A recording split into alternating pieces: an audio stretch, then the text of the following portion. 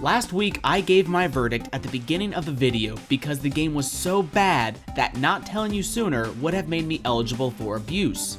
And this week, I have to tell you my verdict at the beginning again. Death Road to Canada is so good. Oh my god. Seriously, stop watching and go play it now. Created by Rocketcat Games, Death Road to Canada is... how do I describe it? Oregon Trail, but with zombies. And before you roll your eyes hard enough to give yourself a concussion at the mere played out mention of thing but with zombies, hear me out. You play as whomever you want to play. You have the ability to create characters that have their own look, perks, and traits. Perks and traits are bonuses that give your characters specific strengths and weaknesses.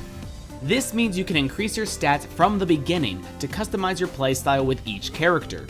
Your stats are in 3 categories: combat, which focuses on strength and stamina, support, which focuses on medical and mechanical skills, and personality, which focuses on how well you react to the many different events you'll encounter on the road. After creating your character, you begin your journey from Florida to the safe haven of Canada. Throughout your trip, you must manage your resources: gasoline for the car, medical supplies for injuries, ammo for guns, food for, food, and the overall morale of the group. Events will occur every few moments where you have to choose an outcome. Your skills will dictate whether you pass or fail the event. A bear is messing with my camp? I think I gotta fight this bear. Oh, I shouldn't have fought that bear. You also choose locations to search for supplies and fight zombies. Choose the white labeled locations for easier looting, red or flashing locations for hordes of zombies but with some incredibly unique weapons or events. Each playthrough will be completely different as the building layouts are never the same, which is good for its replayability, seeing how most games last a few hours depending on how quickly you scavenge for resources. On your travels, you will encounter other survivors. You can have a maximum group of 4. Adding more will force you to replace someone. Having more people means more weapons and a more diverse skill set, though you will use more supplies amongst the group. You will find humans, animals, and even rare characters to join your group. Rare characters tend to be references to something in pop culture. Whoa!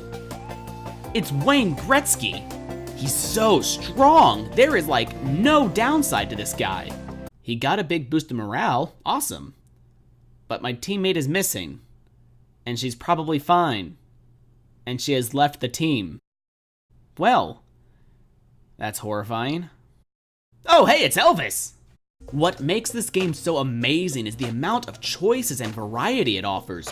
You have your regular game mode, a mode where you are more likely to meet your created characters, a mode where you'll run into more rare characters, shorter trip, longer trip, more zombies, harder difficulties, and other modes I haven't even unlocked yet.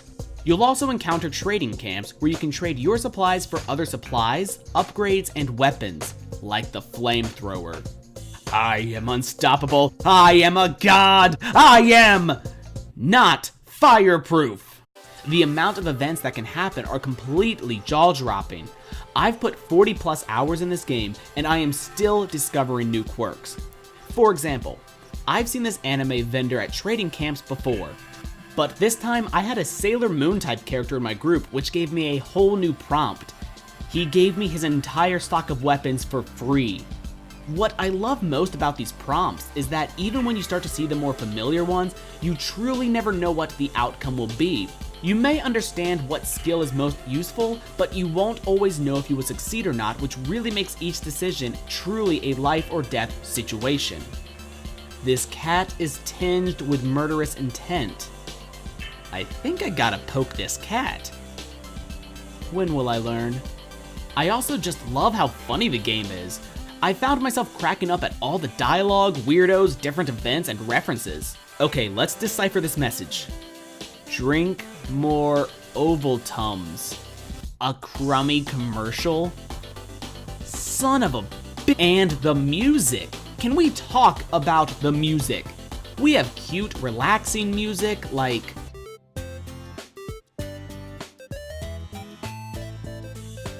bad news music like...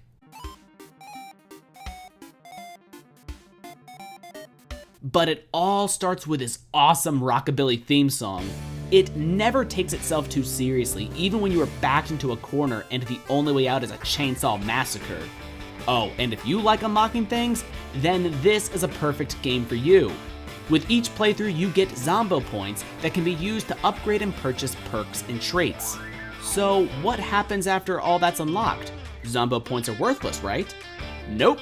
They can be used to purchase weapons and supplies from rare gnome traders. Nothing is wasted in Death Road to Canada. And this can all be played with a friend in some sweet couch co-op. I could talk about this game for hours, and I really want to, but it's time for my verdict. So, what do I think? Well, let me put it this way.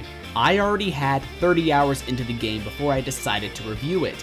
And when I decided to finally review it, my first thought was, hell yes, I get to play more Death Road to Canada. So not only is this game worth the $15, the creator should be charged for negligence for making a game this good for this cheap. Now go survive the Death Road.